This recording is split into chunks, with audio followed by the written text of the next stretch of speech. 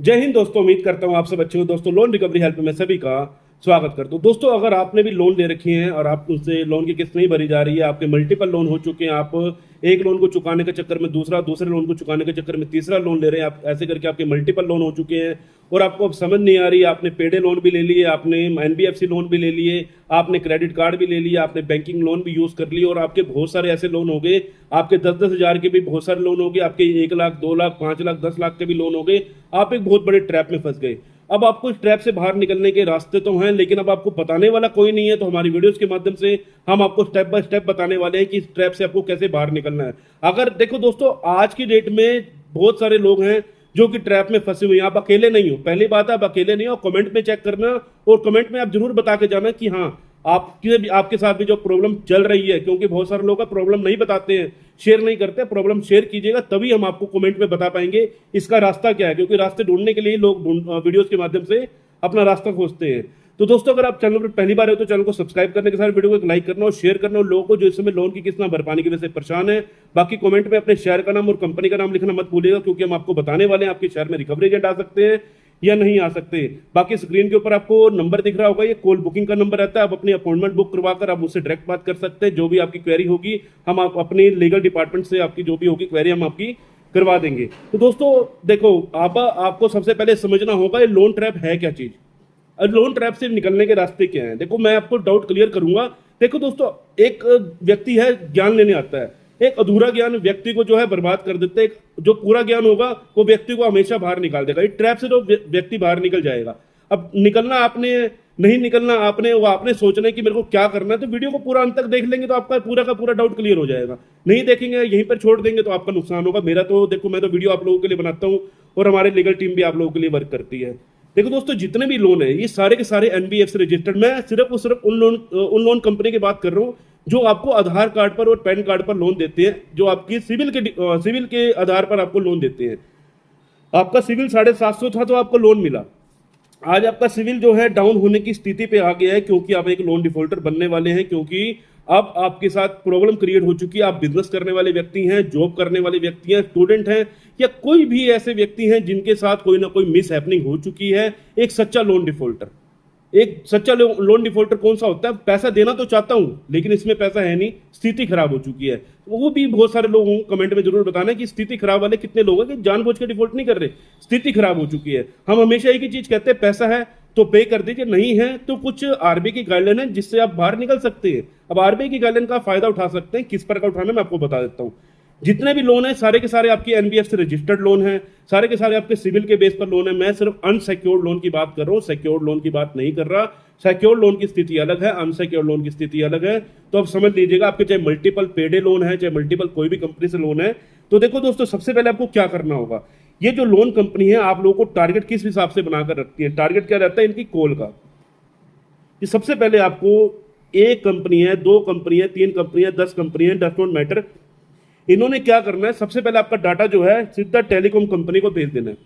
जैसे ही आप अपनी ईएमआई को डिफॉल्ट करते हैं, ये आपका डाटा सारा टेलीकॉम कंपनी को, जो रिकवरी एजेंसियां होती हैं उनको भेज देते हैं। उसके बाद क्या करते हैं, आपको लगातार कॉल करने की कोशिश करते हैं और दिन भर में आपको 50 कॉल 100 कॉल एक कंपनी की तरफ से आती हैं। अगर आपका 10 कंपनी से लोन है तो आप ये मान के चलिए कि आपके पास 1000 कॉल भी आ सकते हैं दिन भर की। आप लोग डिस्टर्ब हो जाते हैं कि आपको इतनी कॉल आ रही है कि आप अपने काम की तरफ भी ध्यान नहीं दे पा रहे, आप अपने पैशन की तरफ भी ध्यान नहीं दे पा रहे, आपको रात भर नींद नहीं आ रही कि सवेरे मेरे साथ क्या होगा, मेरे घर पे कल रिकवरी एजेंट आ जाएगा। ये सब चीजें आपके साथ होती हैं। लेकिन अब इससे निपटने का तरीका भी है, ये नहीं है कि ट्रिक्स नहीं है, ट्रिक्स हैं। अब इसमें देखो, अब आपके पास दिन भर में 100 कॉल आ रही है। 100 कॉल देखो नहीं उठा पाता बंदा। अब एक व्यक्ति है दिन भर में 11 से ज्यादा 2 कॉल 3 कॉल 5 कॉल ही उठा सकता है। अब आपको ये भी नहीं पता कौन सी कंपनी कॉल कर रही है, इसलिए बढ़िया ये है, हम ये कहते हैं आप एक भी कॉल मत रिसीव करिए इनकी। जितनी आप इनकी कॉल रिसीव करेंगे उतना ये आपके लोगों के साथ अपशब्द बोलना, गाली गलौज करना, फिर ये आपके फैमिली मेंबर को कॉल करना। अगर आपने थोड़ी ऊंची आवाज में बात करी, इनके पास पूरी कॉन्टैक्ट लिस्ट रहती है, आपकी कॉन्टैक्ट लिस्ट पर कॉल करना शुरू कर देते। तो हम हमेशा यही कहेंगे, आप इनसे वार्तालाप ऑन कॉल छोड़ दीजिए। अपने कॉल से कोई भी नाता नहीं रखना, हमने उनके फोन नहीं उठाने। हमने क्या करना है, हमने अपने स्टेप से चलना है। आरबीआई की गाइडलाइन जो सिंपल एक ही तरीका कहती है, अगर आपने लोन डिफॉल्ट कर दिया, आपकी किस्त भरने में असमर्थ हो, कुछ भी मत कीजिए, किसी भी एक्सपर्ट के माध्यम से, अगर आप खुद भी एक्सपर्ट हैं, आप हमारी वीडियोस के माध्यम से एक्सपर्ट बन सकते हैं। लेकिन आप किसी एक्सपर्ट से अगर एक लीगल प्रायर नोटिस बनवा लेंगे, लीगल प्रायर नोटिस आप डायरेक्ट कंपनी को मेल कर दीजिए। इससे क्या होगा, कंपनी को पता चल जाएगा कि आपकी आर्थिक स्थिति खराब है। ये कंपनियां कहती हैं कि हमने मेल नहीं देखी है, लेकिन इनका लीगल डिपार्टमेंट एक एक मेल चेक करता है, लेकिन ये आप लोगों को रिप्लाई बहुत ही कम करते हैं। ये इनका लूप पॉइंट है, आपको मैं समझा रहा हूं। ये लोग आपको जानबूझ के ही कई बार मेल का रिप्लाई नहीं करते, लेकिन मेल सारी की सारी उनके पास पहुंचती हैं। अगर आपने उनको मेल करती है तो मेल करने के बाद अगर वो आपको रिप्लाई दे रहे हैं नहीं दे रहे हैं, आपको कुछ भी नहीं करना, बस आपको इनकी कॉल नहीं उठानी है। ये आपको लगातार 3 महीने तक एक टारगेट बेस पे बनाकर रखते हैं। 3 महीने का जो टारगेट होता है वो क्यों होता है, 3 महीने का टारगेट हमेशा क्यों बोला जाता है कि आपका अकाउंट एनपीए कर दिया जाएगा। एनपीए का मतलब समझ लेते हैं सबसे पहले। एनपीए का मतलब होता है नॉन परफॉर्मिंग एसेट।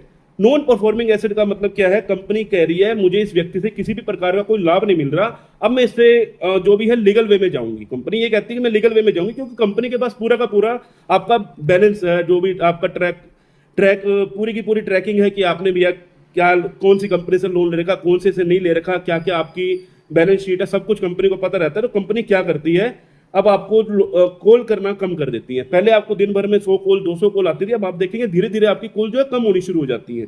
अब वो कॉल कम होनी शुरू हो जाती है, लेकिन ये मत सोचिए कॉल आनी बंद होगी तो कुछ भी नहीं होगा। इसके अब जो आपको बताया ना 90 दिन का एक ऐसा टारगेट रहता है जिसमें लोन कंपनी कहती है हमारा जो क्लाइंट है वो हमारे हाथ से ना निकले।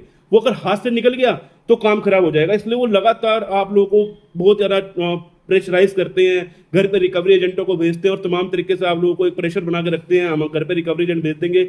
90% कंपनी के रिकवरी एजेंट घर पर नहीं आते हैं।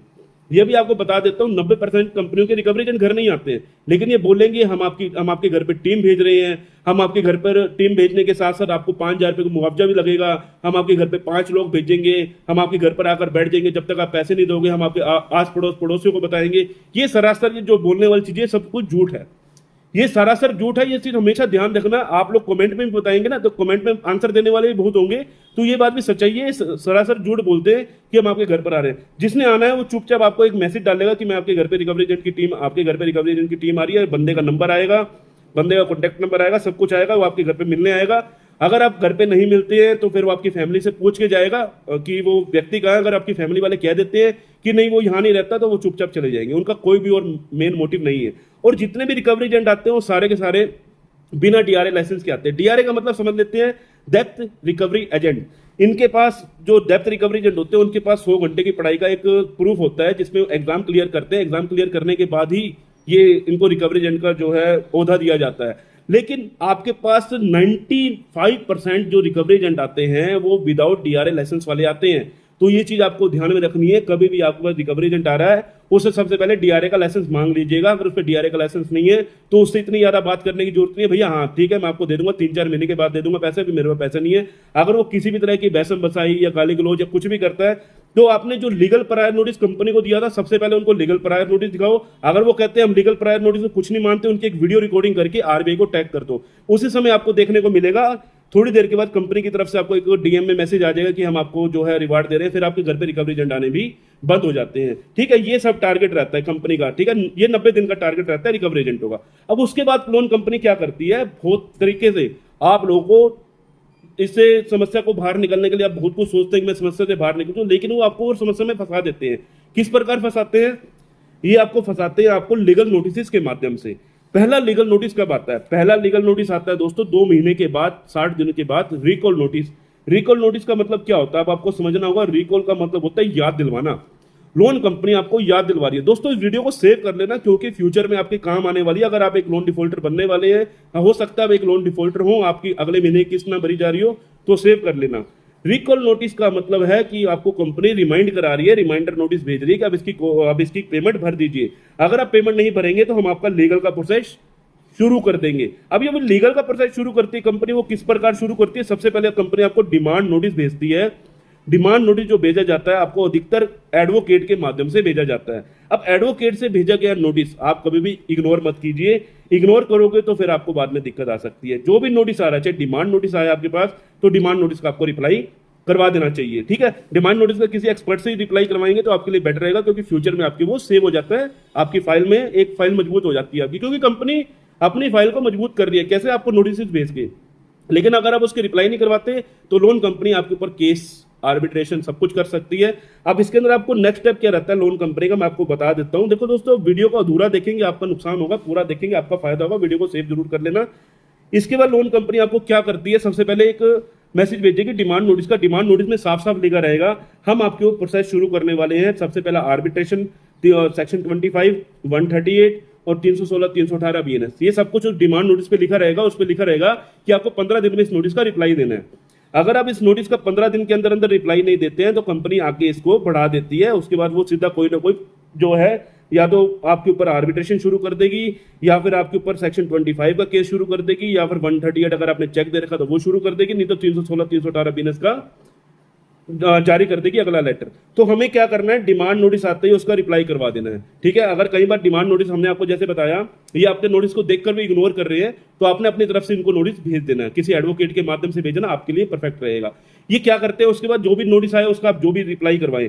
आपके पास आर्बिट्रेशन का नोटिस आ रहा है, उस पर ऑब्जेक्शन फाइल होती है। आर्बिट्रेशन एक बार नहीं होती, आर्बिट्रेशन 3 से 4 प्रक्रिया में होती है। सभी नोटिस के आपने ऑब्जेक्शन फाइल करवानी है।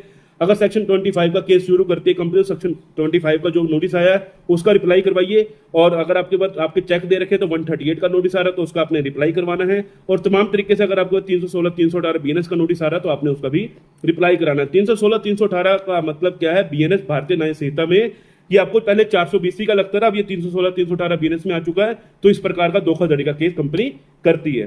तो अब हमने क्या करना है, सभी नोटिस के रिप्लाई करवाने हैं। अगर हम इस नोटिस के रिप्लाई करवा देते हैं तो आपकी 50 से 70% तक की प्रॉब्लम सोल्व हो जाती है। क्यों? क्योंकि अब आपको सेटलमेंट का टाइम आ चुका होता है। क्योंकि कंपनी जो आपको सेटलमेंट देती है 180 DPD के बाद बहुत अच्छे ऑफर के साथ देती है। लोग कहते हैं कि एनपीए के बाद सेटलमेंट हो जाती है। हाँ, एनपीए के बाद सेटलमेंट हो जाती है, लेकिन एनपीए के बाद सेटलमेंट अगर आपको लेनी है तो आपका सबसे बड़ा लॉस क्या होगा, आपका 1 लाख का लोन है, कंपनी कहेगी 70,000 पे भर दो, हम आपको सेटलमेंट करके देंगे। लेकिन अगर आपने 1 लाख के लोन को 70,000 में भरना तो इससे बढ़िया भैया आप उसको पूरा ही भर दीजिए। 1 लाख पूरा ही भर देंगे तो आपका सिविल भी ठीक हो जाएगा। अगर आप चाहते हो कि भैया मैं इसको कम से कम में सेटलमेंट करूं, 1 लाख के लोन को 25 से 30,000 में खत्म करूं, तो आपको इनकी डीपीडी पर डिपेंड रहना होगा। जितनी डीपीडी ज्यादा उतना अच्छा सेटलमेंट।